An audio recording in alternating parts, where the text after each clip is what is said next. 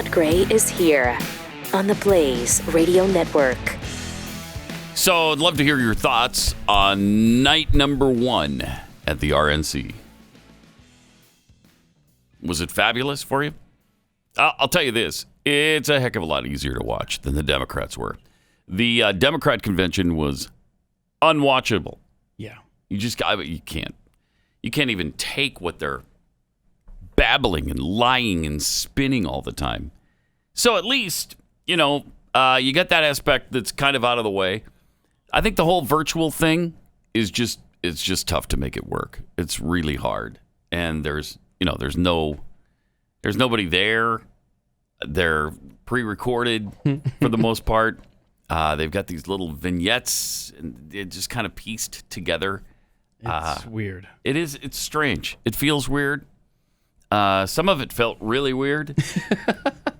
Well, I mean, you ask, definitely some very inspiring moments last night. Yeah, there were. I'll say that. There were. Mm-hmm. I don't think any of them came from Kimberly Guilfoyle, but she's interesting. Her presence there is kind of interesting. She's not a Fox News host anymore. I guess she's there based on the strength of her being his son's girlfriend, right? I guess, yeah. Yeah. I guess that's your I guess that's her claim to fame, right? Yeah, I don't know. Okay, we're going to have your girlfriend speak, okay? Well, yeah, I mean, obviously, she'll speak. Yeah, but did she get the memo that it was an that it was room? empty? I don't think so, based on this. The end of her speech His here. His promise was to put America first, and he has. When President Trump cut middle-class taxes, putting tens of thousands of dollars back in the pockets of working-class Americans, that beacon began to flicker once again. When President Trump commanded the defeat of ISIS, took out al-Baghdadi and Soleimani, and paved the way for peace in the Middle East, that beacon started to glow.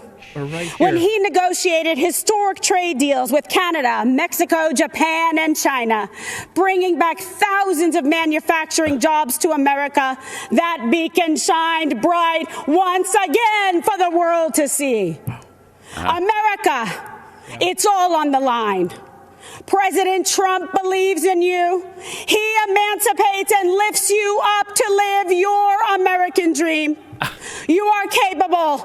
You are qualified. You are powerful, and you have the ability to choose your life and determine your destiny.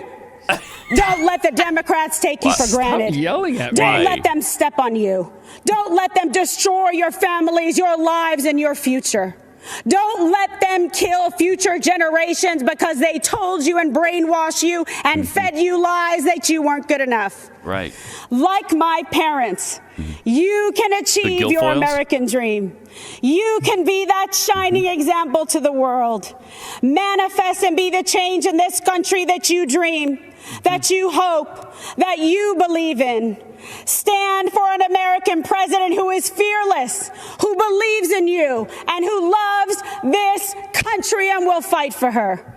Okay. President Trump is the leader who will rebuild the promise of America and ensure that every citizen can realize their American dream. Is she mad at me? Ladies and gentlemen, she's pissed, yeah. leaders and fighters for freedom and liberty and the American dream, the best is yet to come.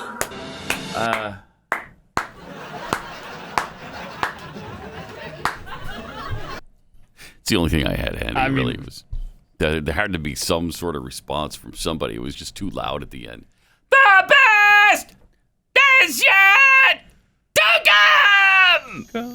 come!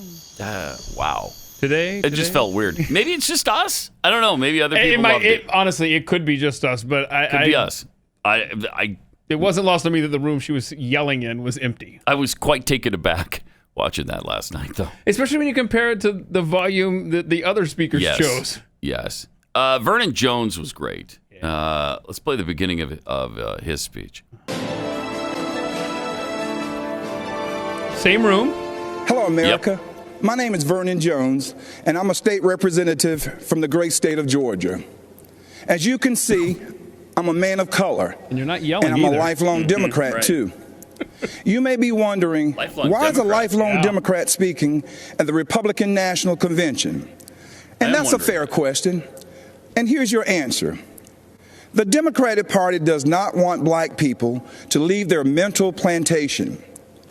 We've been forced to be there for decades and generations. But I have news for Joe Biden. We are free. We are free people with free minds. And I'm part of a large and growing segment of the black community who are independent thinkers, and we believe that Donald Trump is the president that America needs to lead us forward. Wow. This is no time for sleeping in the basement. Joe Biden has had 47 years to produce results. Right. But he's been all talk and no action, just like so many of the Democrats who've been making promises to the black voters for decades. We've been their captive audience. When President Trump sought to earn the black vote, the Democratic Party leaders went crazy. Nancy Pelosi and Chuck Schumer literally started wearing kente cloths around the U.S. Capitol, as if pandering were enough to keep us satisfied. Let me tell you why I'm supporting our president. I grew up in the South, in Laurel Hill, North Carolina, Scotland County, the Green Pond community to be exact. My parents, Robin and Rufus Jones, built with their own hands a 4-room cinder block home with no indoor plumbing. Wow. They had very limited education, but they instilled in us a strong work ethic that drove me from those tobacco fields of North Carolina to those hallowed halls of the Georgia General Assembly. My parents taught me if I believed in God, worked hard, and treated every person fairly, there was no limit to what we could achieve. Good stuff. And a better tone as well. Yes. This is no time to be sleeping in the basement. That's great. That's a nice line. I think that'll probably be a theme through the week. I would guess. Right. A lot of references to Joe Biden's basement, huh? But, I mean, compare that to John Kasich, the big get for the Democrats. We've got a Republican who's actually against Donald Trump. And we're gonna shop him out to you because he's a Republican at the DNC. This, I think, really makes an impact. Yeah. Vernon Jones being a Democrat and being a Trump supporter, that's pretty amazing. Pretty powerful. Yeah, his whole story was. And he made the case. He made the case as to why blacks should vote for Donald Trump. And he tells us what Donald Trump has done. And it sounded a little something like this. I attended North Carolina Central University, an historical black college. For generations, HBCUs have been the incubators that develop black scholars in math and science and religion, engineering, and politics. They have been important springboards for the black success. But Democrats haven't treated them that way. When President Trump took office, he changed everything. He delivered historic funding to HBCUs, and he guaranteed it for 10 years, something that's never happened in the history of this country. That gave our HBCUs stability, the chance to grow, and produce the next generation of black leaders. That's right, Donald Trump did that. He's also supported school choice to ensure that no child, no matter their race or zip code, is left behind. Every child should have access to a quality education. But education is just the beginning. The president also built the most inclusive economy ever, with record low unemployment for African Americans and record high participation in the workforce. He put opportunity zones in the Trump tax bill that would drive investment into our communities for decades to come. He put the interests of American workers, and especially black workers, first. That's right, Donald Trump did that. He delivered historic criminal justice reform. He ended once and for all the policy of incarceration of black people, which has decimated our communities, caused by no other than Joe Biden. Democrats wouldn't do it. Obama didn't want to do it. And Joe Biden and Kamala Harris definitely wouldn't do it. But Donald Trump did it. He's also working every day to make our communities safer. As a former executive of DeKalb County, Georgia, I directed one of the largest public safety departments in the Southeast. I've seen tragic shootings on both sides. Officers killing citizens and citizens killing officers in the line of duty. Police officers are our fellow citizens. They live in our country. They have families too. They live in our communities. Unfortunately, Democrats have turned their backs on our brave police officers. They call it defunding, and it's a danger to our cities, our neighborhoods, and our children. Isn't it ironic that Democrat politicians have personal security to protect them? So why don't they forego their security and replace them with social workers, especially since that's what they want for you and me? Our police need more funding, not less, for frequent psychological examinations, for non-lethal remote restraint technology, and for more de-escalation and use of force training. These are the common sense solutions that President Trump supports. True, sincere police reform. That's right. Donald Trump did that too. Education, jobs, safety, security, on issue after issue. And in just a single term, he destroyed these negative forces that have victimized the black community for decades. He gave us the opportunity to rise. All right. I mean, that's a pretty compelling case. If you're anywhere near open-minded as a person of color, wouldn't that sway you? I mean, you think about the Democrats and the control and the power they've had and the promises they've made to minority communities for generations now, and they've done nothing except make it worse. They've done nothing but make the situation minorities are in worse than it's ever been. So when you hear that list, and it's true, I mean, CNN's running a banner right now, or they were a few minutes ago, talking about Republicans trying to rewrite history. Jeez. Nobody rewrites history like CNN and the Democrats do. They don't even, they have no idea. But everything they do, they try to pin on other people because that's what they know. And so since they rewrite history all the time, that's what they're going to accuse the Republicans of doing. But a great speech from Vernon Jones. And then he kind of finishes up with why you should vote for Donald Trump. Now, you know, when I made the public announcement of my support for President Trump, all hell broke loose. I bet. I was threatened, called an embarrassment, and asked to resign by my own party. Unfortunately, that's consistent with the Democratic Party and how they view independent thinking black men and women. Yep. But I'm here to tell you that black voices are becoming more woke and louder than ever. The Democratic Party has become infected with a pandemic of intolerance, bigotry, socialism, anti-law enforcement bias, and a dangerous tolerance for people who attack others, destroy their property, and terrorize our own communities. Jeez. That's what this election is all about. And that's why right now, more than ever before, America needs Donald Trump in the Oval Office for another 4 years.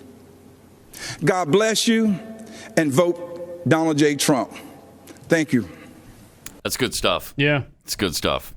And it means so much more coming from an African-American man like that. It sure does.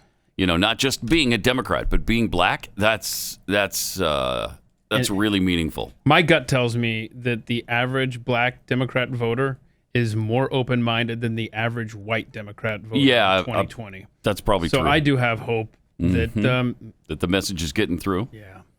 Let me take 60 seconds and tell you about Tommy John underwear. Best underwear you'll ever have. I can guarantee you that. If you want to know the secret of staying sweat-free this summer, let me tell you about Tommy John's ultra-breathable underwear and bras.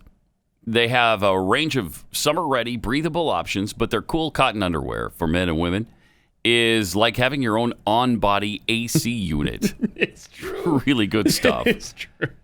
It's made from premium, natural Prima cotton for enhanced airflow, and it evaporates sweat super fast, so it keeps you dry, it keeps you cooler, and more comfortable than regular cotton. And when you touch it, I mean, it's so soft, smooth. I just love the feel of it. All of Tommy John's layers are built for next-level comfort. Whether you're on the hunt for lounge pants, lazy day joggers, or the softest Zoom-ready tees and polos you've ever worn, and they really are, Tommy John has you covered. For a limited time, go to TommyJohn.com/unleashed to get 20% off your first order.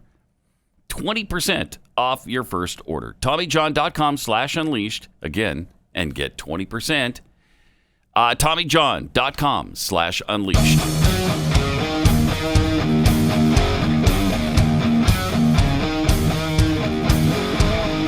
This is Pat Gray Unleashed.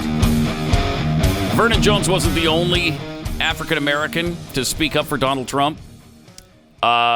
Really cool that Herschel Walker has been so he's been really visible, I guess, lately. Out front of this re-election campaign. And so many aren't. You know, it's hard to do that. As a black person especially, can you imagine standing up and putting your neck out for Donald Trump right now? You're gonna get it cut off.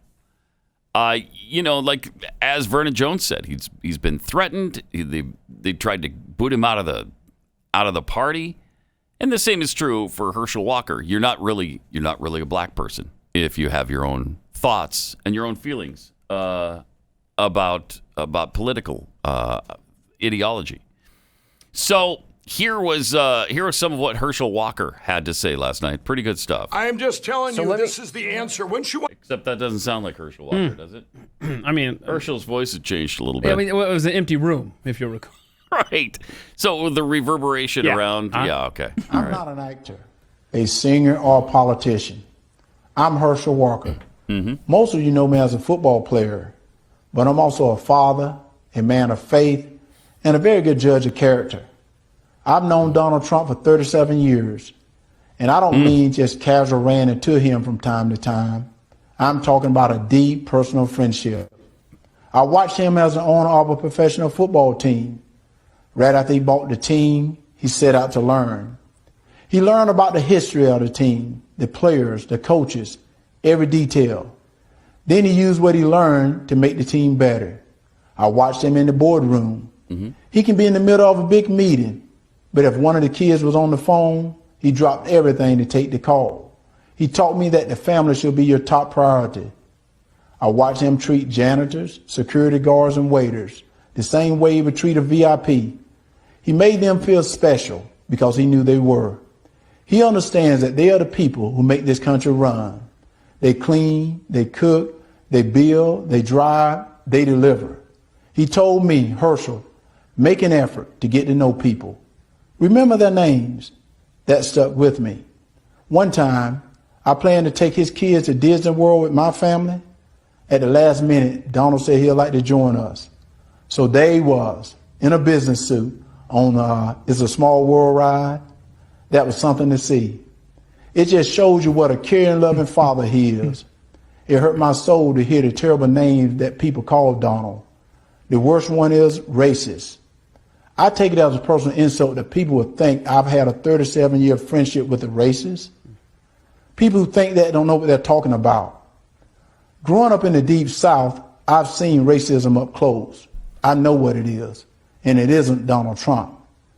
Just because someone loves and respects the flag, our national anthem, and our country, doesn't mean they don't care about social justice. I care about all those things. So does Donald Trump. He shows how much he cares about social justice in the black community through his actions. And his action speaks louder than stickers or slogans on a jersey. He keeps right on fighting to improve the lives of black Americans and all Americans. He worked night and day. He never stops. He leaves nothing on the field. Some people don't like his style, the way he knocks down obstacles that get in the way of his goals. People on the opposing team didn't like when I ran over them either. But that's how you get the job done. I pray every night that God gives him more time. Give him 4 more years. He has accomplished so much, almost all by himself, on a constant attack. That's true. But there's still more work to be done. If you love America and want to make it better, Donald Trump is your president. He's my president, and I'm blessed to call him friend.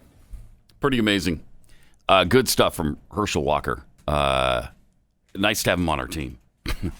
You might remember, or maybe you don't, that Donald Trump and Herschel Walker know each other because Trump acquired him for his USFL football team, New Jersey Generals. Mm-hmm. And so Herschel played for him for a couple of years before the league folded, and they stayed friends even afterwards, obviously. So he knows him really well.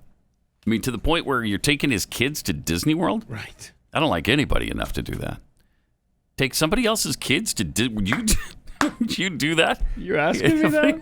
No, let me introduce you to a phrase. No way. It's called OPKs. Other people's kids. I don't deal with them very well. No, thank you. No. Would I love to? Well, no. No, I wouldn't. Would I love to chase your kids around a hot and humid park in Florida all day? No. Oh, yeah. No, I don't think so. Other people's kids? No. I could barely do my own kids at Disney World. I'm not doing yours. No. Great. And then he comes along in his business suit on the It's a Small World ride. That had to be a fun sight to see. I would love a picture of that. I would too. That would be fun. So all through the 80s, the 90s, the 2000s, the teens now, and up to 2020, he's still befriended Donald Trump. Would he be doing that if Donald Trump was a disgusting, despicable racist? I don't think so. I really don't think so. Yeah, that was a powerful point right there. Very. 37 years with a stinking racist? Mm-hmm. Probably not. Pretty compelling. Yeah. But they had all kinds of superlatives for the president last night. A builder, a visionary, the richest man in the world? No. He's nowhere near the richest man in the world. Who said that? Do we know? I don't know. I'm going to find out. Guardian of America, the bodyguard of Western civilization. I like those, but he's not the richest man in the world. Even by his own estimates, he's worth about $10 billion, right? So that's not even the top, probably 100 in the world. But the Republican National Committee last night passed a resolution, over the weekend, stating simply that it enthusiastically supports President Trump and that the party has and will continue to enthusiastically support the president's America First agenda. If there's any doubt that President Trump had thoroughly appropriated and, according to this article, consumed the Republican Party, which is kind of true. Whether you love him or not, it's kind of true. He has consumed the Republican Party. It was all erased last night as Republicans kicked off their convention. Quadrennial showcase of republicanism began in this week as a celebration of Trumpism, nationally televised, high-definition paean to a president known for his outsized ego and taste for the grandiose. Wow, I didn't see any of these kinds of lines about the Democrats at all. And then they go to Herschel Walker and something that Herschel said the other day. I pray every night, God, give him more time. Give him 4 more years. He's accomplished so much, almost all by himself and under constant attack. That's so true. Yeah, it really is. And can you imagine if he wins, but the Democrats take control of the Senate, and then they've got the House and the Senate? That's going to be a nightmare because it'll be a constant battle. He won't be able to get anything done. Can't let that happen. So let's not forget about the down ticket. The senators who need to be sent to help him And it would be nice to actually have the House, too, and have all control. Of course, what are the Republicans going to do with that? They never do anything, so never mind. Yeah. Talked myself right out of that one. You walk down that road, and it really doesn't matter. I give you 2010 as an example when we begged and we pleaded and we pleaded and we begged. Well, there was also 2016, right? They had the House. Yeah, they had the House and the Senate. Yeah. Yeah, because we could have overturned Obamacare, could have taken care of a lot of stuff. Instead, they didn't do anything. Because the excuse used to be, so they had no power, right? And then they get the House, and was it John Boehner who famously said, we're only 1/2 of 1/3 of the power in Washington. Yeah, I think it was. Okay, then we'll give you the Senate, then too. How about the Senate and the House and the presidency? Now what are you going to do? We need to build a nothing. consensus. Nothing. We need to build bridges and whatnot. Yeah, and they don't want to. We need to have a conversation. We need to reach across the aisle. No, you don't. But no, you don't. All's not lost. I was going to say if Democrats win the Senate, because Trump would still be there with the veto pen because it wouldn't be a supermajority. Right. However, the judges being appointed by the Senate or being approved by the Senate. That'd be difficult. That would be very difficult. Yeah, that's going to be a nightmare. But how great is it that all of the federal judgeships have been filled and by Trump? It's amazing. I don't know that that's ever happened before. That's what Isn't that a first? Mitch McConnell said, he's been there forever. He's never known that all federal bench posts have been filled. And there's another problem. Mitch McConnell's been there forever. That's part of the problem here, is that these guys just keep going back and then they get so used to it. And they become buddies with the other side, and now we can't, except for the fact that the Democrats don't have any compunction about steamrolling the Republicans when they have the chance. But the Republicans, for some reason, can't reciprocate on that. I mean, that's a leadership like Mitch McConnell. And as the song goes, if turtles weren't so stupid.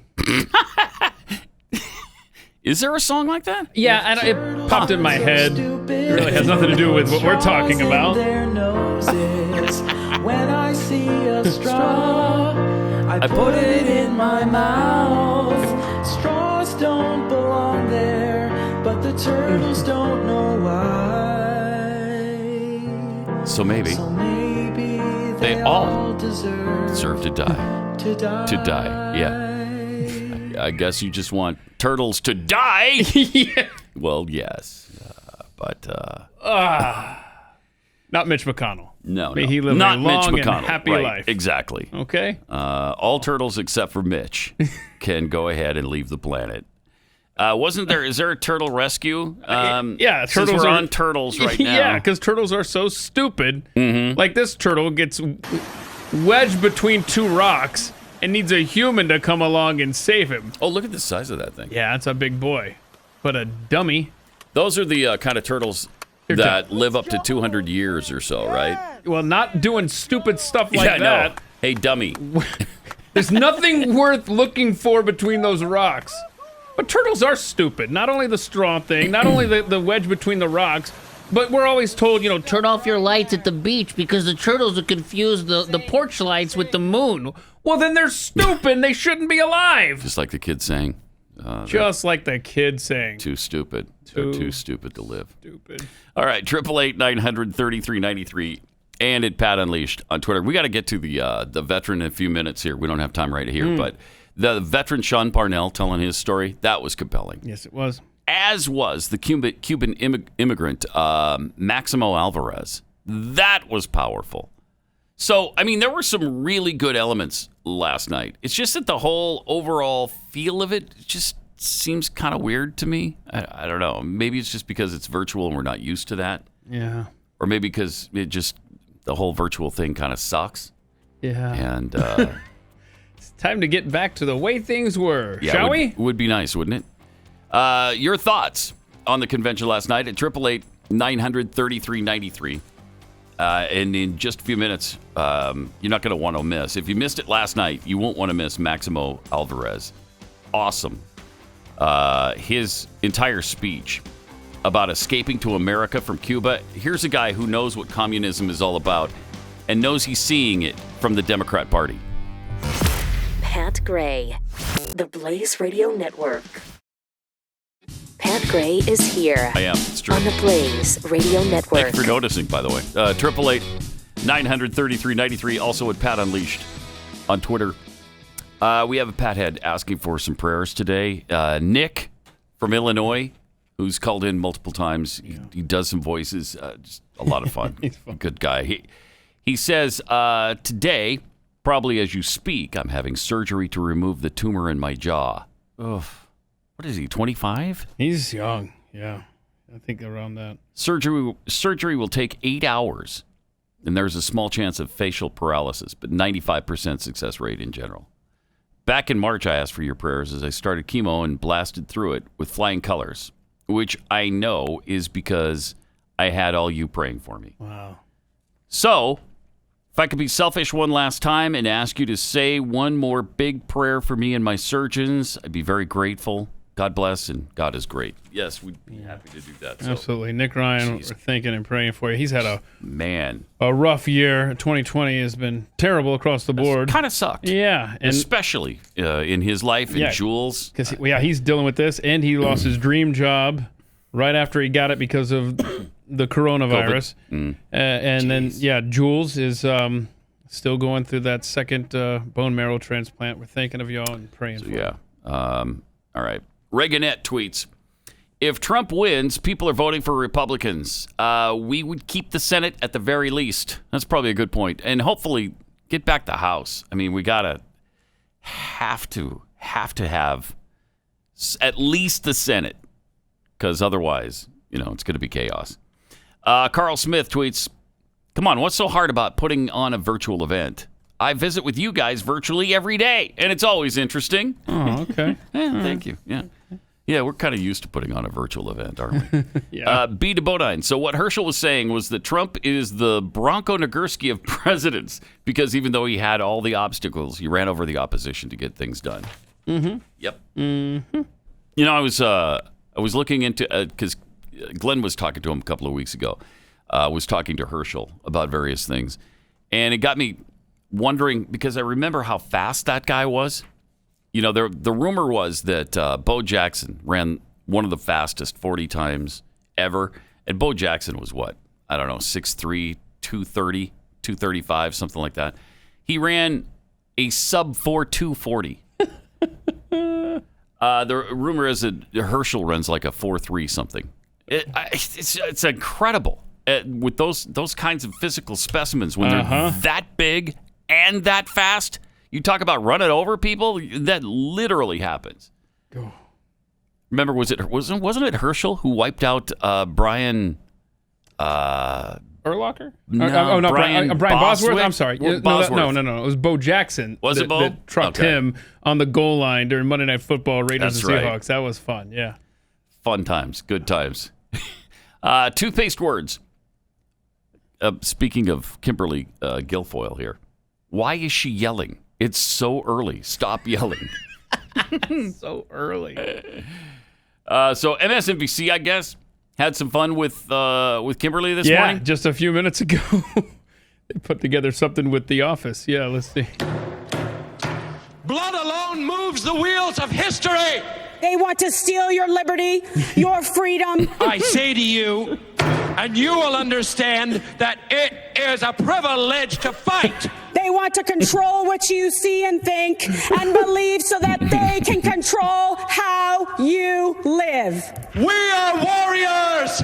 Don't let them step on you. Don't let them destroy your families, your lives, and your future. Salesmen of northeastern Pennsylvania, I ask you once more, rise and be worthy of this historical hour. That beacon shined bright once again for the world to see.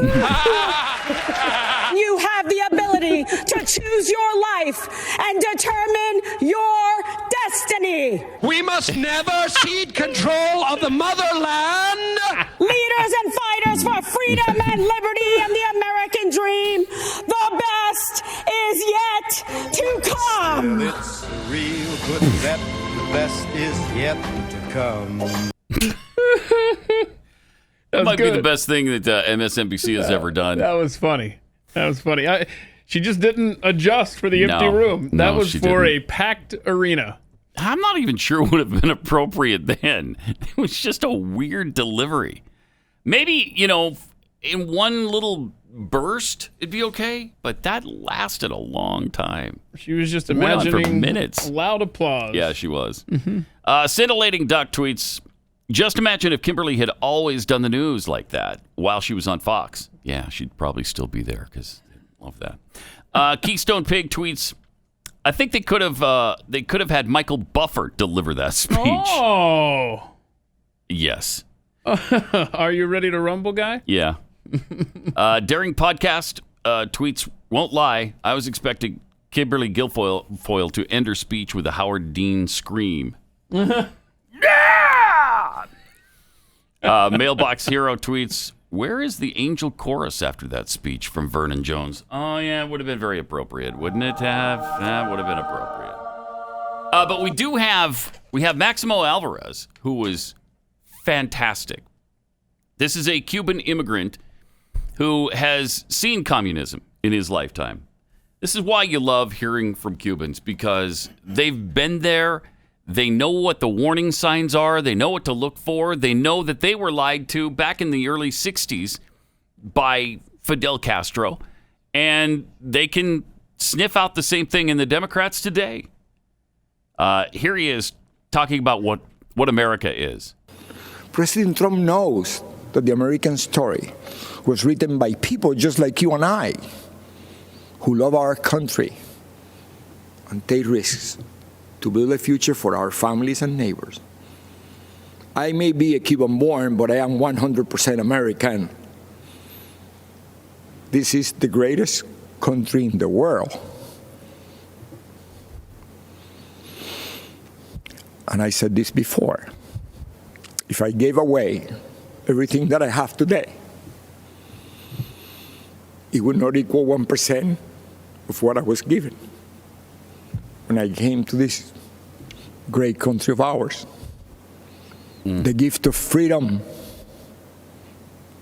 Right now, it is up to us to decide our fate and to choose freedom over oppression. President Trump, he's fighting the forces of anarchy and communism. And I know he will continue to do just that. And what about his opponent and the rest of the DC swamp? I have no doubt they will hand the country over to those dangerous forces. You and I will decide. And here's what I've decided. My decision is very easy. I choose President Trump because I choose America. I choose freedom. I still hear my dad.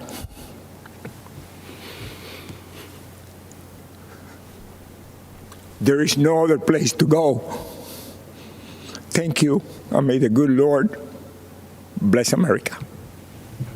Really powerful. From a guy who knows what he's talking about because he's seen it happen to his own country. He saw it in Cuba, and now he sees all the warning signs raising their ugly head again.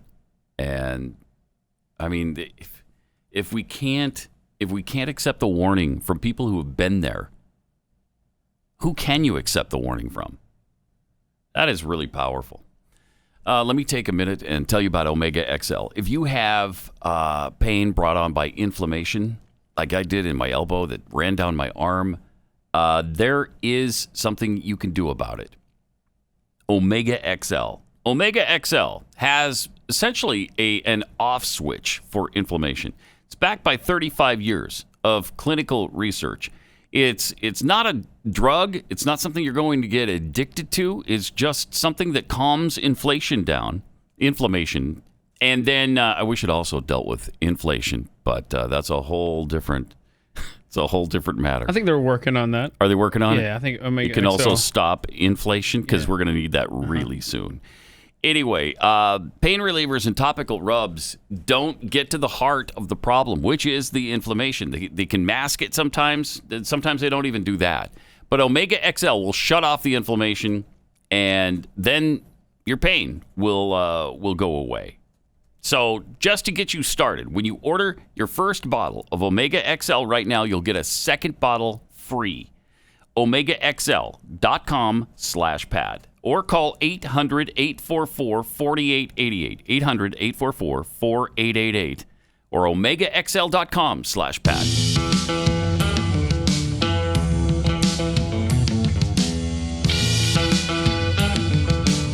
You're listening to Pat Gray Unleashed. A lot of great speakers last night. Loved Maximo Alverez. Loved Vernon Jones. Was interesting to hear Kimberly Guilfoyle scream for the last 2.5 minutes of her speech. But the other one who really moved me, I think, was Sean Parnell telling his story. Yes. Here's a look at that. I'm Sean Parnell, and it is an honor to be here. In 2006, the Army sent me to Afghanistan as a young platoon leader, placed in command of Americans from every corner of our planet. Our platoon reflected the diversity of our nation, every race, creed, and religion. Despite those differences, we were bound together as brothers from the same American family. On June 10, 2006, our platoon was attacked just after dawn. Outnumbered 10-1, we endured mortar and machine gun fire as hundreds of Taliban charged us from 3 sides. We had 24 men that day. Wave after wave of Taliban advanced up the hill. I was wounded 3 times in the fighting. Nearly all of my platoon was wounded within the first minute, but the enemy kept coming. We fought to our last rounds of ammunition, and when it was over, we held the hill. In the face of death, I saw ordinary Americans become heroes. In our darkest hour, when our survival depended on each other, my men and I learned an important lesson. We all bleed red. Our differences did not define us. United, we were unbeatable. After 485 days of combat, I came home eager to enjoy the freedoms I risked my life to defend. But I watched with alarm as the party of my grandfather, a lifelong Union Democrat, turned against the very people it professed to represent. I watched as Joe Biden spit venom at an auto worker who dared to question Joe's intent to dismantle the Second Amendment and take your guns. Where Democrats once stood for hard-working, law-abiding Americans who displayed our flag with pride, this new Democrat Party considers these people uneducated racists clinging to guns and Bibles. The party of Harry Truman became the party of hedge fund managers, Hollywood celebrities, tech moguls, and university professors, all bloated with contempt for middle America. I look across the aisle and I do not see a party that wants you to pursue your dreams. I see a Democrat Party that wants to dictate what those dreams are. I don't see a party that wants you to be free. I see a party that wants to chain you to conformity and will destroy anyone they deem a heretic. I swore an oath to defend my country and its Constitution. President Trump has sworn to do the same. That's why he's advanced freedom, despite savage political attacks, to overcome the agenda of the radical left. President Trump has unleashed the economic might of this nation like no other president in our history. He triggered the rising tide of working families, brought us energy independence, reclaimed jobs from overseas that, Democrats said would never return. He has fiercely defended the besieged First and Second Amendments. That is just a start. With 4 more years, imagine what we can achieve by simply working with our president. I believe in our president's vision for the future. I stand here tonight calling on all Americans to join us. It doesn't matter what you look like, who you love, how you worship your gender or your job. If you're a traditional Democrat who's become disillusioned with how radical your party has become, then stand with us. You are most welcome. America needs all her patriots to rush to her defense. My fellow Americans, I promise you this. In our tent, you are free. free to speak the truth, choose your journey, define your life. You have the power to go as far as you aim, then aim higher and keep going, because that is what Americans do. We are idealists and dreamers, lovers of adventure. We're rugged and independent. We don't make excuses. We make the impossible a reality. Think about it. In a century, we went from ground-bound dreamers gazing to the stars to doers who created the means to reach them. This is not the time to stand on the sidelines. If you love our country as we do, as our president does, join the chorus of patriot voices that will preserve this exceptional union. Mr. President, lead the way. Millions in our American family believe in this path to destiny. Guide us to that horizon. Thank you, and may God bless the United States of America.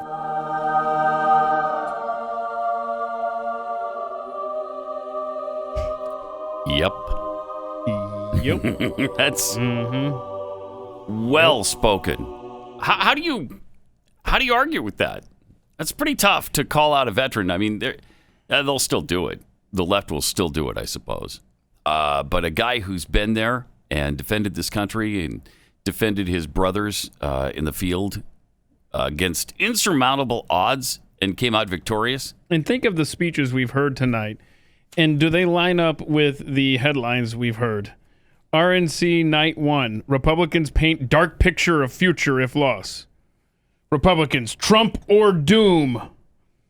Republican convention speakers share dark vision of Democrats and praise Trump's character. What did the Democrats do all last week, if not fearmonger about the election, the re-election of Donald Trump? That's all they did, and nobody said those kinds of things. Oh, these headlines were written long before a microphone was turned on last night. Oh, that is unbelievable. Jeez. I guess it's not. It's really not unbelievable. No, yeah. It happens every single time. I don't think it means what you think it means. You keep using that word. I don't think it means what you think it means. Yeah, you're right. Yeah. It's still agonizing, though. Yep. It's the double standard thing. It's just still agonizing. Wow. And by the way, there is a dark future if Joe Biden is elected. Yeah, okay, fair point. Side note, it's the end of the world if Biden is elected, but... Oh, man. 888-900-3393. More Pat Gray Unleashed coming up.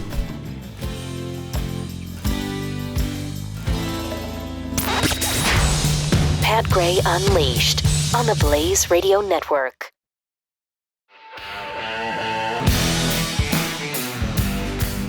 Pat Gray is here on the Blaze Radio Network. 888-900-3393 and at Pat Unleashed on Twitter. By the way, the veteran who spoke at last night's RNC, Sean Parnell, he's running for Congress, and it's kind of an interesting story how he got there. I guess President Trump came to his district, and he wasn't even there at the rally or the speech that the president gave. And the president called him out by name to run for Congress. And Sean was just out, milling around somewhere, and his phone started to blow up. He had 50 messages in about 30 seconds. And his mom was texting him over and over and over and over. And so he finally called her because he thought there was a death in the family or something really super urgent. And his mom said, "Sean, are you running for Congress?" It's like, "No, I'm running for Congress." She's like, "Well, the president of the United States said you are. Maybe you might want to reconsider." Wow. And he did.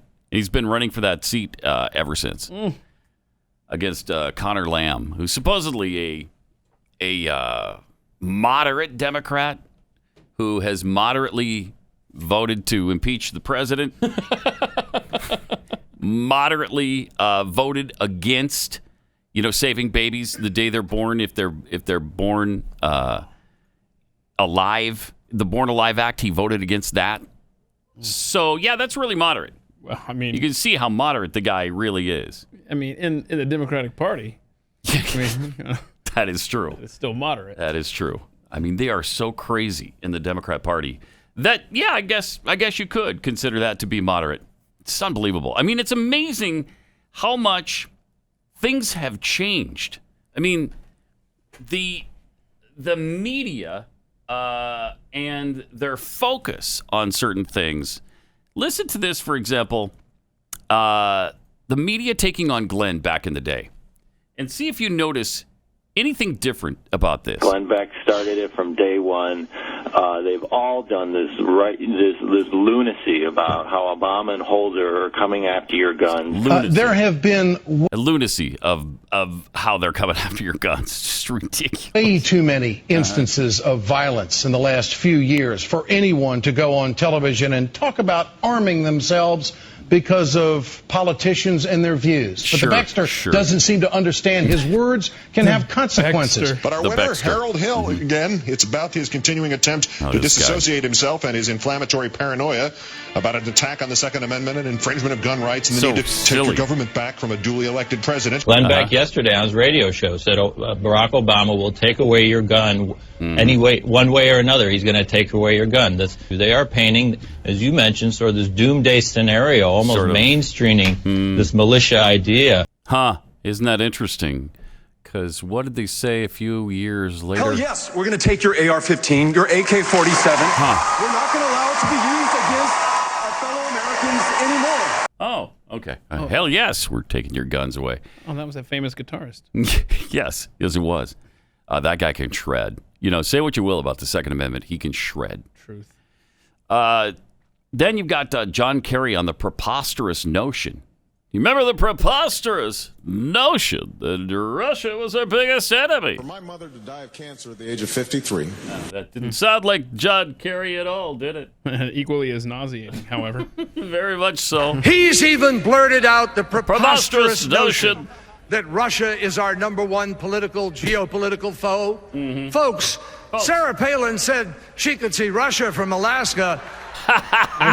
Mitt Romney talks like he's only seen Russia by watching Rocky IV. No, it's Rocky. That's how preposterous that notion is. It's like out of Rocky IV from the 80s. That's what I'm saying there, is that it's a preposterous old notion that was put forward in old movies like Rocky IV.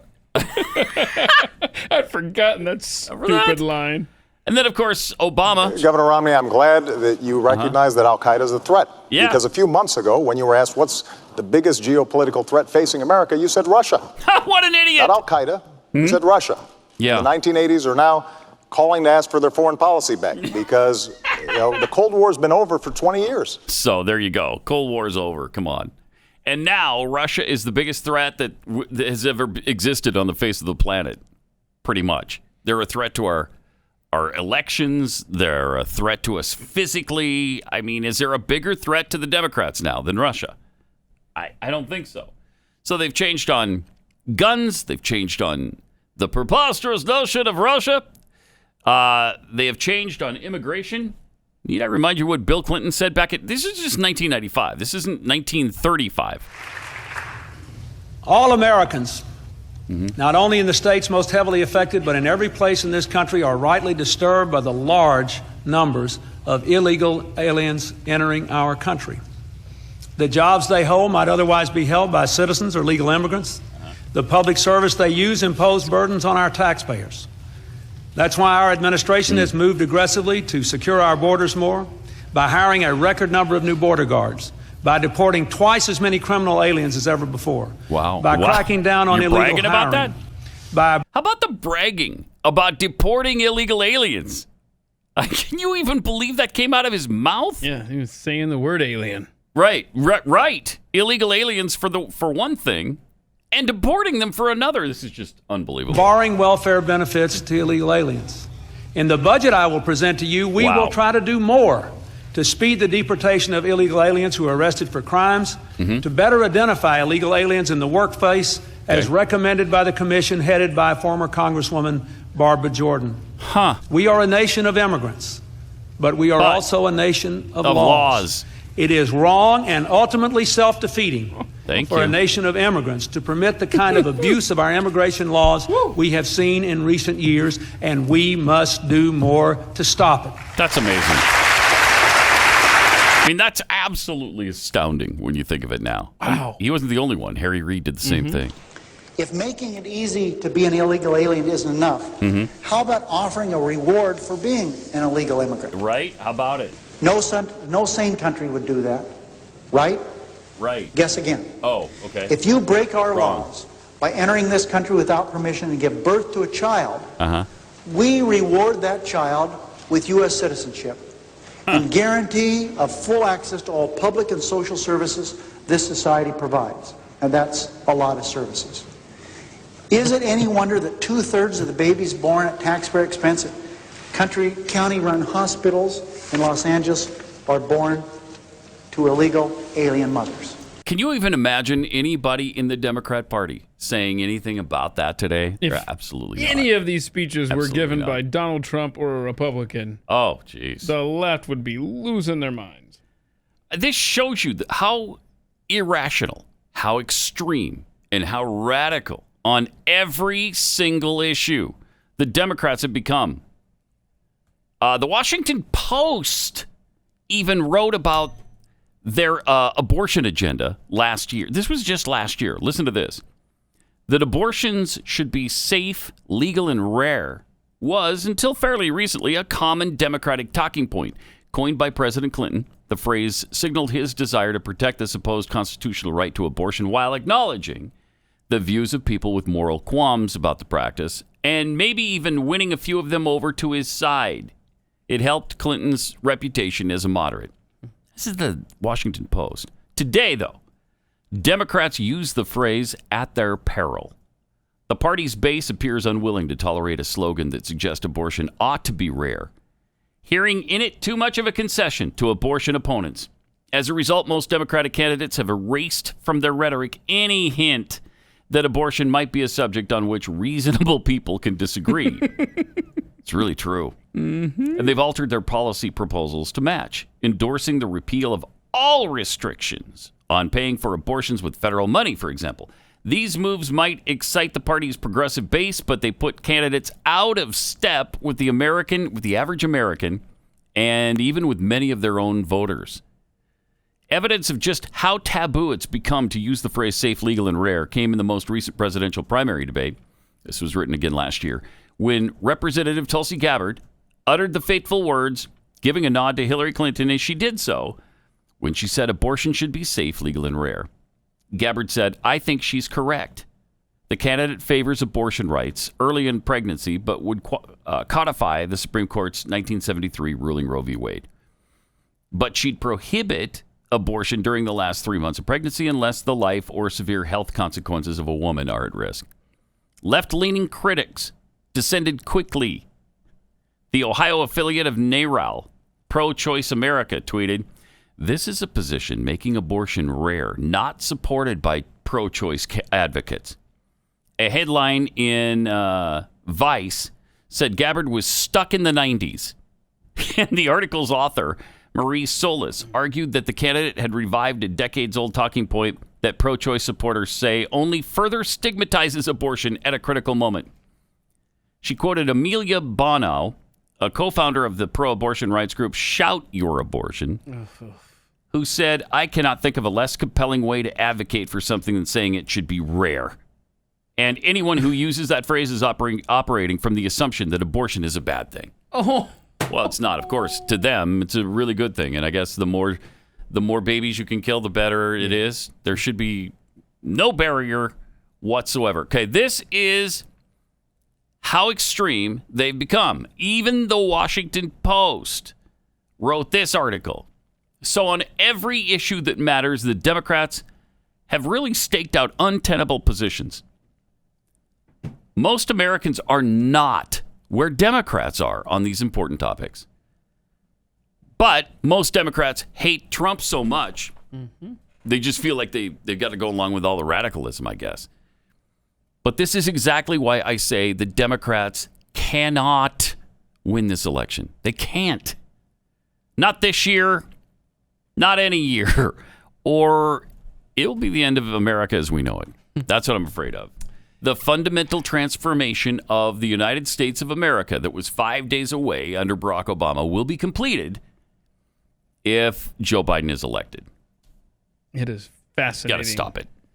How quickly that party became radicalized and has taken the country along with them. Yeah, and nobody ever talks about it, except for, I guess, that Washington Post article where they don't really call them out severely, but they certainly could. They certainly should have, because there is no better indication of their radicalism than abortion. They don't want it to be rare. They want it to be frequent, I guess. Everybody who gets pregnant should have an abortion. Let's just abort all babies. And they'd be really happy. Really, really happy. It's despicable. So, please, we got to stand up to this madness. Make sure you get out and vote. Make sure everybody you know who is like-minded gets out and vote. We should be the ones. We should be the party that are putting bus rides to the polls together. Of course, if any polls are open. And it's good, though, that we're going to mail in our votes, right? That's helpful. Yeah, that's going to be really good. Yeah, that's no problem there. Keith got this note from a pathead in Washington State. Yeah, very Donnie Engford. Says, hey, Keith, this may get a little long, so please bear with me. Okay. Oh, yeah, it's like 84 pages. It's just 2 pages. But basically, yeah. Proposing you guys do a segment on Washington State and our mail-in voting. Well, I understand it goes really well in Washington State every year. Isn't that what you're hearing? Isn't that the only way they vote there, right? Yes. They've been doing it for a while, right? Yeah. Every election is a crap show. We've been voting by mail for around 10 years now, and every election there is fraud and tampering that goes unpunished and is swept under the rug. Jeez. This is going to be fun, right? Yeah, and so basically it just goes on to make the point of how insane the process is, and that's just one state. Every year they have dead people who vote. Right. And then I got another note from someone from Massachusetts, and she received someone else's ballot in the mail already. Oh, good. And she said, she's doing the right thing and coming forward and saying, hey, this isn't my ballot. But how many times is that happening where someone's like, nope, they're voting my way? And what are the chances a Democrat would say, oh, you know what? I'm going to turn this back in because this isn't meant for me. Sure. No, most of these vile Democrats would just fill it out and mail it in. And then they'd fill out their own and mail it in. Yeah. Yep. Which is election fraud, by the way. Yeah, it's going to be fun. Just so you know. Renaud Gagne, he lives up in Canada. He says the Conservative Party of Canada elected a new leader last night by mail-in vote. Results were supposed to be out by 6 to 7 o'clock. It took until 1 a.m. That's just a couple of 100,000 votes. Now imagine 130 million votes. Renaud Gagne, thank you so much. No, it's going to go really well. It's going to go really, really well. I'm just super, super excited about mail-in voting. I really am. Yeah. Oh, boy, it's going to be fun. Well, even when you consider that 5 to 10% of... Now, this is through no fraud. It's just mistakes. It's just overwhelming volume. When you consider that 5 to 10% of U.S. mail goes haywire and doesn't wind up where it's supposed to, what happens to 5 to 10% of the vote in an election? That's not saying there's going to be fraud. That's just saying that's human error is going to eliminate up to 10% of the vote. That's a really bad thing. Could we be really bad thing? Dumber? No, we couldn't. Well, yes, we could. We've seen that over and over and over again. Yes, it can get dumber still. It's like I just dared America. You haven't learned my lesson yet. Please don't. Let me tell you about real estate agents I trust. The name kind of says it all because these are people who are at the top of their game. These are the best realtors in your area. They know what they're doing. They've got great track records, really good marketing plans. They don't just say, hey, let's do another open house so that you could keep your house sparkling clean every second of every day, just leading up to another bunch of people tromping through it. And especially in the age of COVID, I don't even know that they can do open houses right now. So that might be out the window for a lot of realtors. But these are realtors who know the market. They know what you'll need to do in order to sell your home quickly and for the most money, whether you need to repaint or fix the roof or, maybe replace countertops, whatever the case may be. They'll lead you in the right direction.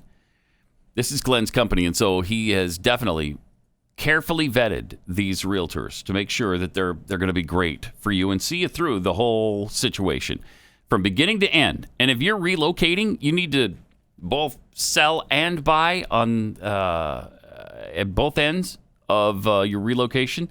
So that can get really dicey. You need somebody to help you through it. realestateagentsitrust.com.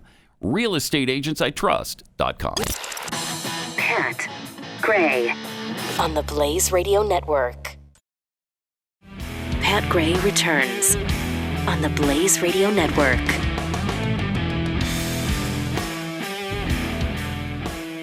What I believe in my faith is that a man and a woman, when they get married, are performing something before God, and it's not simply the two persons who are meeting. Persons who are, I see. So it's a religious conviction for him.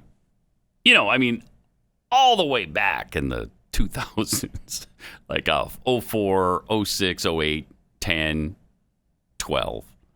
But then in, I think, 13 or 14-ish, it was... Mr. President, are you still opposed to same-sex marriage? Mm-hmm. I've always been adamant that... gay and lesbian Americans should be treated fairly and equally. Right. And but then you had that religious I was conviction. sensitive to the fact that for a lot of people, you know, the word marriage was something that evokes very powerful traditions, religious beliefs, and so forth. Including you. You're including. But I have to tell you that you. Over the course of several years, as I talk to friends and family and neighbors, when I think about saw more polls. Members of my own staff who are in incredibly committed monogamous relationships, same-sex relationships, who are raising kids together. When I think about that, soldiers or airmen, or religious Marines sensibility goes right out the window. Am I right? Sailors who are out there fighting on my behalf, and yet feel constrained, even now that Don't Ask, Don't Tell is gone, because they're not able to commit themselves in a marriage. At a certain point, Stop babbling. I can't. You can. Yeah, I can't. I can't. Is that not the longest answer ever? Yes. For a question? Well, he had to pander to an awful lot of people there, and it takes some time to pander. Yeah, it takes some time to make that okay. Going from the strong religious conviction that it's not, it's not just a lawful thing; it's a religious thing. It's a deep-seated thing. Just like with Hillary Clinton, we could go through that again, too. Sure. What was a deep-seated foundational principle? Mists of time. Yeah, right. Since the mists of time. Right. And then all of a sudden, nope, not at all. I've always thought they should get married. So, I mean, every single issue, they've gotten extremism. They've gone radical. They are completely different. They changed on everything. But you have to go on everything way back to olden times of 2014. I mean, right. I mean, how old were you in 2014? I don't think I was even born yet. It was that long ago. Yeah. All right. Got some tweets here. Fort Lightfoot Salon. Like that. Reagan said it phenomenally in 1964. He was just ahead of his time. So we have come to a time for choosing. Either we accept the responsibility for our own destiny or we abandon the American Revolution. Wow, is that true and powerful? Yeah.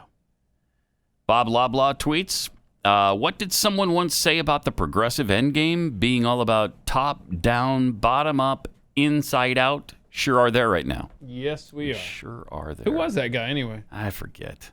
I mean, it's so long ago. Sounds vaguely familiar. It does, a little bit, yeah. If Donald Trump quoted Democrats from days gone by where they agreed with current Republican policy, that would be awesome. Wouldn't it, though? Yes, I think that would be a great idea. If he just tweeted out quotes without attributing them. Right. And then later... After the press goes nuts, Trump calls immigrants illegal aliens. Wouldn't that be great? And then right underneath that he puts, that was a quote of Bill Clinton. 1995.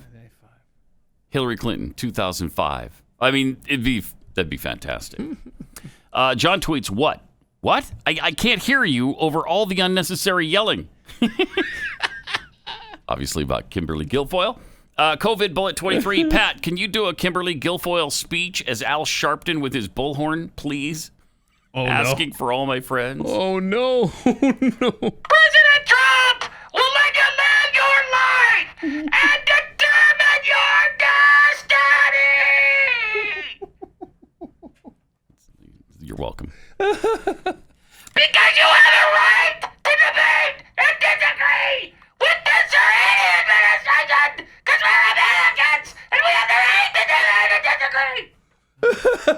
little something extra there for you. Yeah, so in case you missed it last night, that's what it was, a recreation right there. Yes, of Kimberly's speech at the end. She started out fairly even keel, but by the end, she'd completely forgotten she's in an empty room.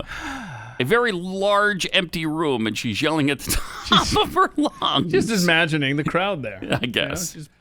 I guess. That was fun. By the way, Pelosi had some nice words for all Trump supporters. That's great. And Republicans. Oh, good. Nice words? Yeah, nice From words. the Speaker of the House? I think you'll like them. Yeah, I think you'll like them. Well, we need some of that discourse. Don't we, though? Yeah. Yes, if we could all just get along, wouldn't that be great? That would be great. If we didn't treat each other like enemies, let's say, wouldn't that be great? So we'll get into that and much more coming up. Pat Gray, only on the Blaze Radio Network. Pat Gray is here. Yep. 888-900-3393.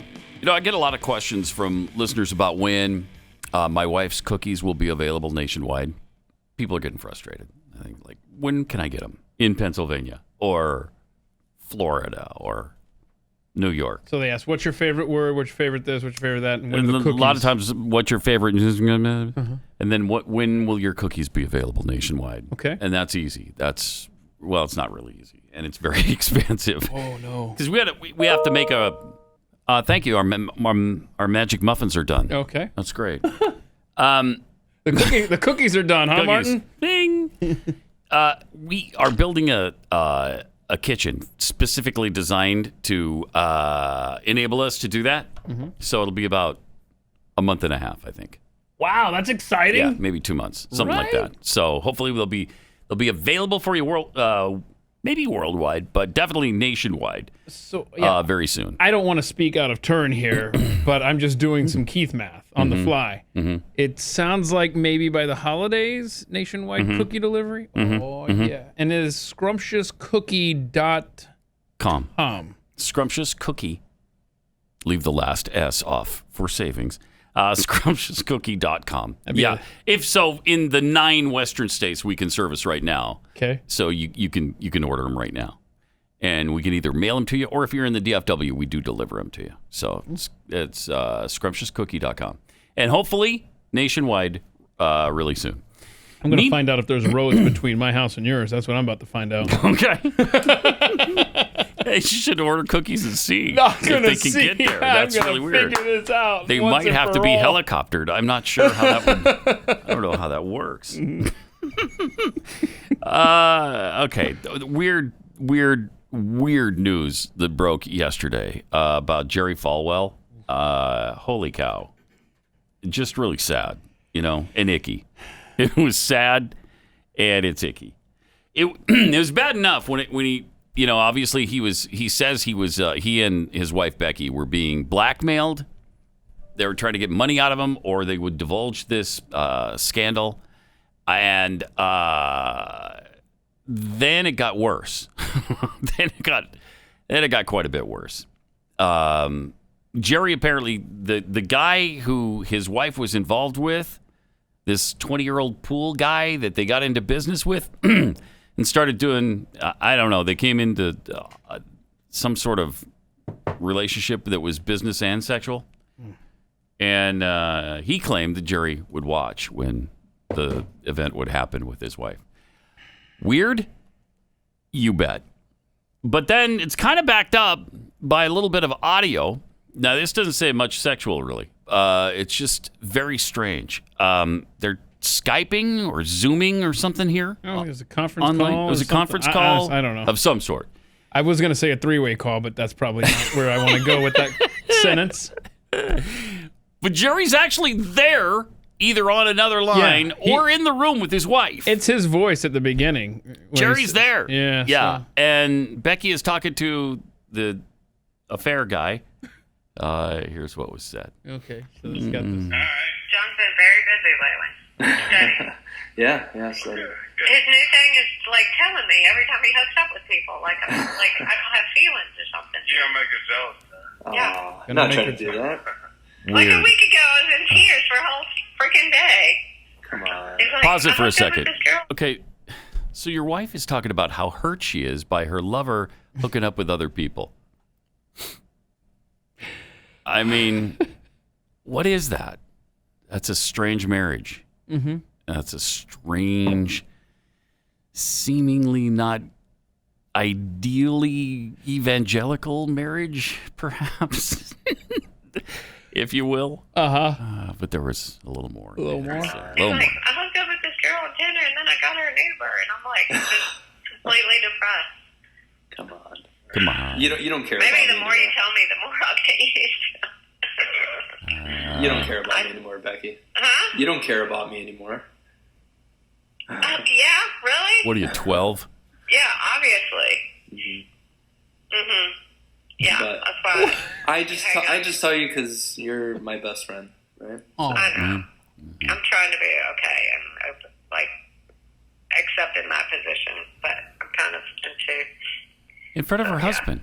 I'm trying to. I've changed a lot. I've moved on. I've matured. Matured. Yes. I'm not as crazy as I used to be. I would think. I don't think. No. So yeah, this is just, huh? No, you're perfect. Yeah, you're gotta fine. keep that up. Okay, I mean, that's... Yeah, this is just new. I don't know. The whole... I was always, even before when you weren't dating somebody, it just kind of threw me for a loop. Kind of throws me for a loop, the whole situation. It's just really weird. And sad. Jerry Falwell, in my associations with him, he's been really a good guy, really a nice guy. So this is really sad. It's just really sad that he's going through. Then I guess he resigned from Liberty and then withdrew the resignation. That was, hold on. All in one day. No, wait a second. Uh-huh. Are you talking about just yesterday? Yeah.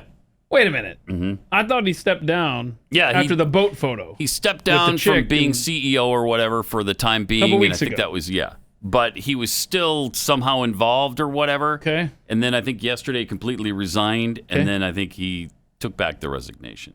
Wow. Yeah, so it was a big day yesterday for the Falwells. It's a really big day. And just really sad. Just really sad. And, yet another friend of the president who just kind of going up in flames there. That's not good. 888-900-3393. Also at Pat Unleashed on Twitter. Then there was some other thing where apparently somebody taped Melania Trump saying nasty things about Donald and Ivanka. Oh, no. I actually have not heard that recording, but supposedly Stephanie Winston Wolkoff, who was an event planner and former confidant to Melania, intends to describe how their friendship fell apart over the years. And according to sources about an upcoming memoir from her, Wolkoff will reference audio tapes of the First Lady speaking negatively about her husband and her stepdaughter, Ivanka. Oh, boy. So, that'll be ugly. That's going to be a lot of fun. Won't it be fun? Yeah, that's a good way to describe it. Just good, clean fun.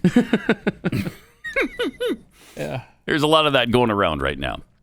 And then, of course, we got Nancy Pelosi, who... that's speaking of fun. Yeah, speaking of fun. She's always a good time and always trying to bring the country together. That's what's good about her. Listen to this. This is wonderful. Do not pay any attention to Donald Trump.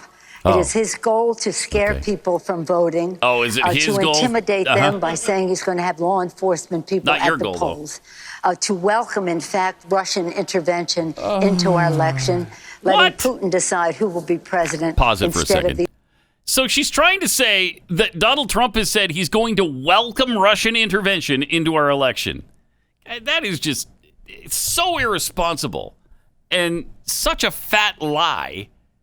And nobody calls her out on it. Nobody says, fact-checking Nancy Pelosi, Donald Trump never said that.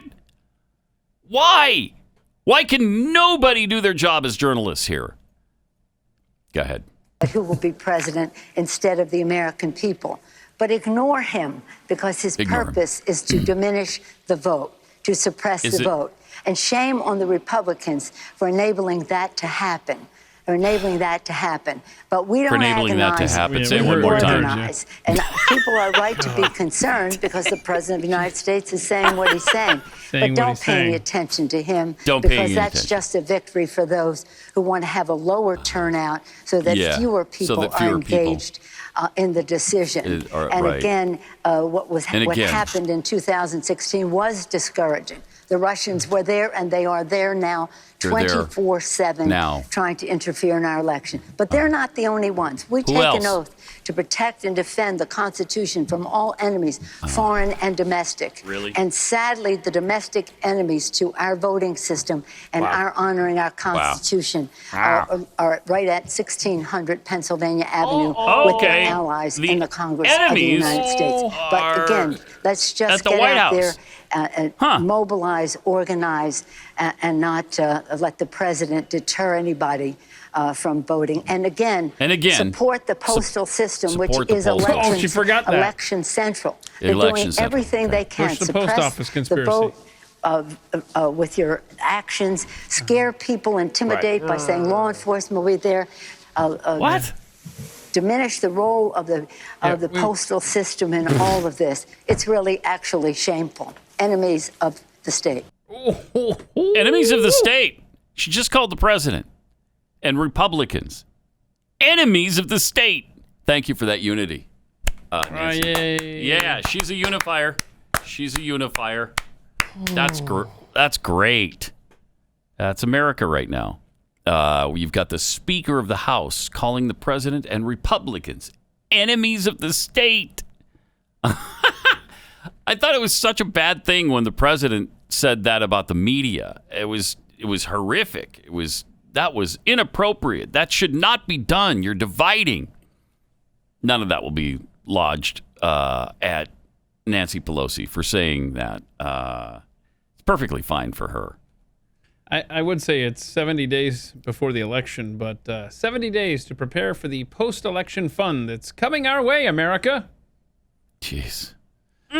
Her face is stretched so tight now. Will it explode before Election Day? That's what we need to keep an eye on. I think it'll be like a tear. Like just. Oh, so you don't think it's going to be like a warning? No, I think it's going to be during an explode. MSNBC hit. Yeah, it could. It could happen during that. Okay. Yeah, it's. Yeah, it's getting close. You have run out of real estate. We're getting yes, you have. What is Jeffy's thing? 3 cuts to clown face. 3 cuts to clown face. I think we're about 14 past that right now. Yeah. 888-900-3393. Also, the NFL has apparently had some false positives, but only 77 of them. Only 77 false positives from 11 different teams, all of which were tested at the same New Jersey lab. I wonder if it's time to stop using the lab in New Jersey. 77 false positive tests from a New Jersey lab. The initial positives had led teams to cancel or delay practices and isolate some players to prevent further spread. Ridiculous. Minnesota Vikings had the most false positives with 12, followed by the Jets with 10. Bears had 9. Before the 77 false positives, there had only been 4 confirmed positive cases for players at training camp. So there's only 4 confirmed now. Still, that's pretty good. I saw something yesterday. Wow. 50-something thousand tests in the NFL, 6 positives, and they were all staff, 0 players. Oh, really? Where are you seeing 4? In this article, okay, there had only been 4 confirmed positive tests for players. Players. That's what it says, players. I thought it was 0. Yeah, here we go. Let's see. 58,397 tests. Okay. 6 positive results, none of which were among the player ranks. Well, this story is 12 hours ago. Who do you believe then? You got 2 competing stories here that say completely different things. Yeah, well, what's your source? Because I'm not telling you my source, because my source is stupid. Mine's the Associated Press. Mine's Yahoo, and we know how evil they are. Yeah, they are. So is the Associated Press, though. Yeah, it's true. So, well then, bottom line is the testing is looking great for the NFL. Looks 58,000 and under 10 positive tests. Maybe none for the players. Yeah. This seems like it's going to come off then, doesn't it? That seems pretty good for the season. Seems like good. Certain college football conferences should be playing. Screwed up. Oh. The Big Ten screwed up. So did the Pac-12. Bunch of sissies. That's what happens when you go political with your decision-making processes. And they did. Oh. And they did. And they're listening to the governor of Minnesota, who has no power to shut down the season for Michigan. Michigan, yeah. You can't tell Michigan football not to play football. You can't. You don't have that jurisdiction as governor. What do you... This has just gone way too far. It's madness. With the power of these governors and mayors and city council people making these edicts. And then they're passing them off as laws. There's no law. On what basis? You don't have a law. You might have some sort of edict that you issued from on high that you have no authority to issue. Go to court. Right. But the problem is you've got leadership in the Big Ten, namely the commissioner, Kevin Warren, who's not interested in doesn't care going to war in a court setting with this. He likes too this. bad. Yeah. It's too bad. And there was because his players want to play. Mm-hmm. Well, yeah, every athletic director, all 14 want to play. But there was an interesting article from Breitbart that talks about the sentiment in the swing states such as Wisconsin and Michigan and places in the upper Midwest. This may actually swing these states to Trump in seeing that the left is preventing their fall football. Yeah. Don't mess with football, man. You can mess with a lot of stuff. You could tell us to stay home for months on end, shut our businesses, wear masks wherever we go. Don't mess with football. Yeah. We were willing to put up with all of that as long as there was football at the end of the tunnel. Now there's no football at the end of the tunnel. So good luck with that. Again, there's one team in college football west of Texas playing football, and that's BYU. One. So, from what it looks like, they're going to do the BCS games, and they're going to do the college football playoff. Yeah, even without the Big Ten and Pac-12. Where is college football being played? In red states. The Yeah. Southeastern Conference, the Atlantic Coast Conference, the Big 12, and it's the upper Midwest with the Big 10 and parts of the Northeast. You've got the Big East and the Northeast. These conferences have canceled. Far West with the Pac-12. It's red-blue, man. Our nation is in a and they're bad all spot. Completely gone, except for one. In the West, that is. I saw a map of it. It looks really cool because the green area is all in the Southeast. Should have sent that in. Yeah, I should have. Dang it! So I'd we love could to show see you that because we could actually Could show put it you. up there on the screens. We're on TV. Yeah, it was really is cool. the thing. So I don't know. We'll see. We'll see what happens with the football season. But as far as it's 2 weeks from yesterday, the first game for BYU and Navy. So I don't think they can stop it before it happens. Yeah. I really don't. Yeah, it's 5 months from whenever till Nebraska might play. Yeah, they're not going to play in the spring. You do know that, right? You do understand there's not going to be spring football. I love the fact that they keep pretending there is, and there's not going to be spring football. Even Urban Meyer said there's zero chance of that. There's no chance of spring football. And I think he's right. I think he's right. You should be angry. You should be angry because, there's no reason for Nebraska not to play. If the Big Ten wants to wuss out, let them. But Nebraska should have been allowed to go ahead and play on their own. But every team in that conference wants to play. I know they do. It's madness. Yeah, Michigan State, and that's a point I made on Twitter yesterday. It's like, just play the games. Yeah. Play the games. And what is Kevin Warren going to just kick everyone out of the conference? Is that what's going to happen? No, play the games. If the Big Ten Network doesn't show up, if whoever broadcasts the games doesn't show up, fine, we'll listen on the radio like old-timey days. Just play the games. Yeah, but no, they can't. So, congratulations on that. Let's not talk about it anymore, or else I'm going to spend the rest of the show talking like Kimberly Guilfoyle at the Republican National Committee Convention. I'm just losing my mind. Let me give you over one this. other thing to be pissed off about, and that's Goody. NFL Commissioner Roger Goodell. Oh, no. Okay, this apology thing to Colin Kaepernick has gotten completely out of control. Here's what he said back in June, okay, which was bad enough, but there's more. First, my condolences to the families of George Floyd, Breonna Taylor, Ahmaud Arbery, and all the families who have endured police brutality. Yeah, except for Ahmaud Arbery didn't endure police brutality. So why do they keep including him? That was a completely different, weird thing. That had nothing to do with police.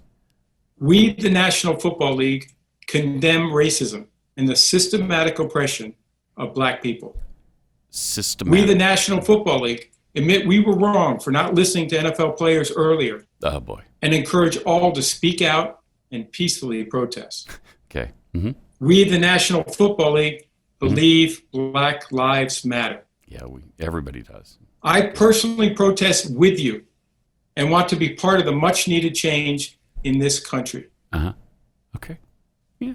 Without black players, that'd be fun to see Roger Goodell out looting the streets. He's throwing rocks through the big plate glass windows on the Magnificent Mile in Chicago, kicking down doorways, lighting cop cars on fire.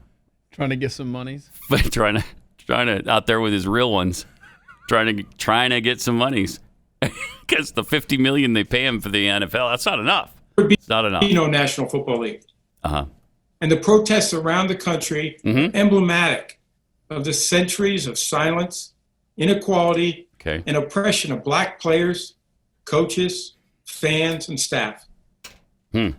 We are listening. Kind of seems like we've gotten beyond a little bit of that. Of players? I'm sorry, we're oppressing the players now? Make millions of dollars to play a game? And millions and millions of dollars. I want to be dominate oppressed. the league. I want to be oppressed, if that's the definition. Reaching out to players who have raised their voices and others on how we can improve and go forward for a better and more united NFL family. Okay, so then over the weekend.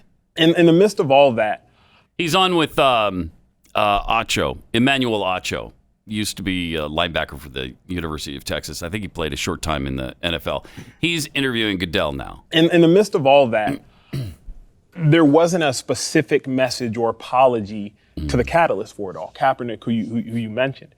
If you were to publicly express your remorse, apologize to Kaepernick. Right, because what we just heard wasn't enough. That wasn't nearly enough. Now we got to get more out of you, Roger. Okay, we're going to make you dance. What would you say? Well, the first thing I'd say is I wish we had listened earlier, Cap, to what you were kneeling about and what you were Kaepernick's trying to bring there? attention to. No, he's responding as if to Kaepernick. Oh, well. So the first thing I'd say is, Cap, I wish we would have This doesn't listened count to you unless sooner. Kaepernick's there. Yeah, I think have to so do too. this in the future. We had invited him in several times to have the conversation, have the dialogue. And he didn't come I wish in? we had the benefit of that. Yeah. Oh, he didn't come in. They invited him in several times. He didn't come in. Why? He's not interested in your apology. He's not about that. We never did. And, we would have benefited from that. Yeah. Absolutely. Sometimes. We need to have a conversation, is what he should have said to Cap.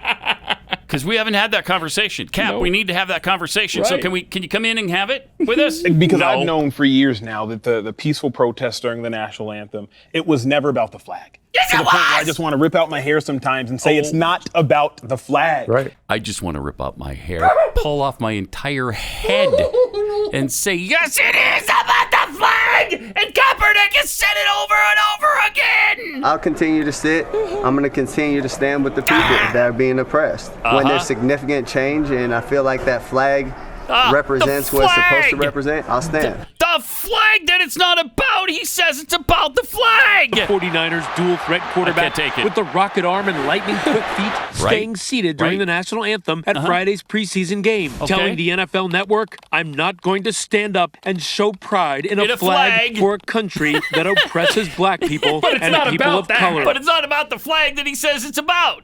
The flag. He says it's about the flag, but it's not about that flag. Kimberly Guilfoyle, is that you?